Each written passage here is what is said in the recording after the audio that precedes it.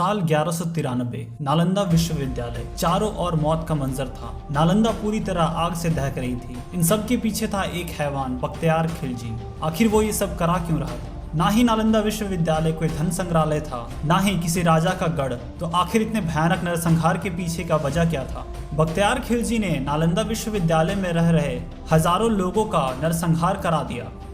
नालंदा विश्वविद्यालय की स्थापना 5वीं शताब्दी में गुप्ता वंश के कुमार गुप्ता वन ने की थी। यहाँ पर हजारों मॉन्क्स और 1500 से ज्यादा टीचर्स रहते थे। यहाँ पर China, Japan, Persia, Indonesia, Korea, Sri Lanka, तुर्की जैसे देशों से लोग पढ़ने को आते थे।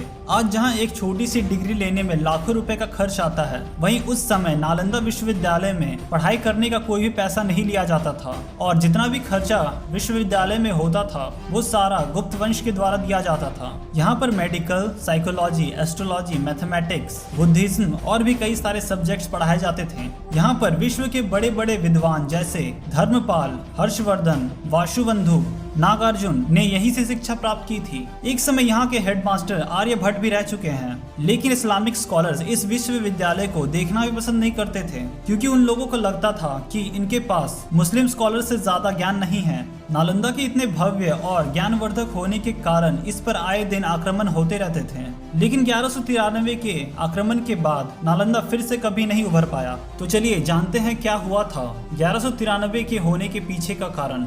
कहा जाता है कि बख्तियार खिलजी एक बार बहुत बीमार पड़ गया था।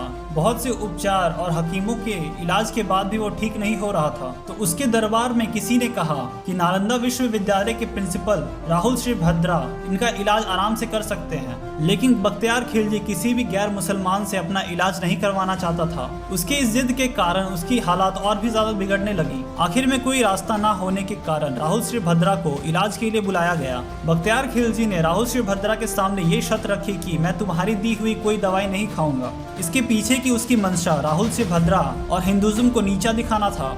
इसके बावजूद भी राहुल श्री भद्रा ने खिलजी को कहा कि उसकी हालात में सुधार आ जाएगी। राहुल श्री भद्रा खिलजी को कुरान देते हुए कहते हैं, इसके कुछ पन्ने रोज पढ़ा करो, इससे तुम्हारे हालत में सुधार आ जाएगी। खिलजी ने ऐसा ही किया और देखते देखते उसकी हालत ठीक हो गई। दरअसल राहुल श्री भद्रा ने कुरान के पन्नों पर दवाई लगा दी थी, जो कि पढ़ते वक्त खिलजी तक पहुंच जाती थी। जब खिलजी को इस बात का पता चला तो उसके मन में जलन की भावना उत्पन्न हो गई। उसने कहा कि इन काफिरों के पास मुस्लिम हकीमों से ज्यादा ज्ञान कैसे है, मैं उस ज्ञान के भंडार को ही मिटा दूंगा। तो बस इतनी सी बात पर बख्तियार खिलजी निकल पड़ा नालंदा को हमेशा हमेशा के लिए मिटाने के लिए। वहाँ पहुँचते ही वहाँ पर रह रहे हजारों मॉन्क्स, टीचर और लोगों को मौत के घाट उतार देता है।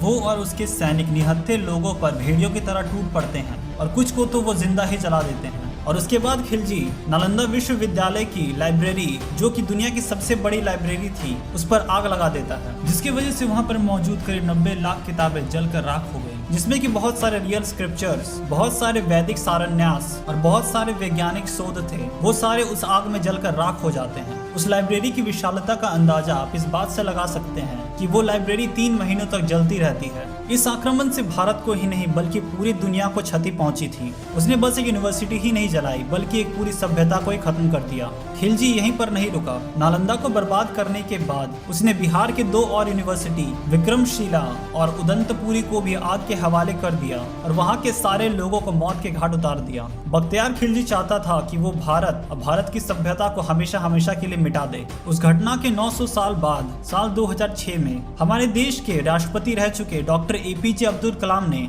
इस यूनिवर्सिटी को वापस बनाने का आइडिया दिया और साल 2010 में नालंदा यूनिवर्सिटी एक्ट 2010 को पास किया गया। 2014 से इस यूनिवर्सिटी में एडमिशंस भी स्टार्ट हो गई है। इस यूनिवर्सिटी को अपने उस मुकाम तक पहुंचने में बहुत समय लगेगा। तो इस वीडियो को अपने दोस्तों के साथ शेयर जरूर करें ताकि उन्हें भी पता चले कि भारत के साथ कितने ज्यादा अत्याचार किए गए थे। फिर भी आज भारत पूरी दुनिया के सामने डट कर खड़ा है।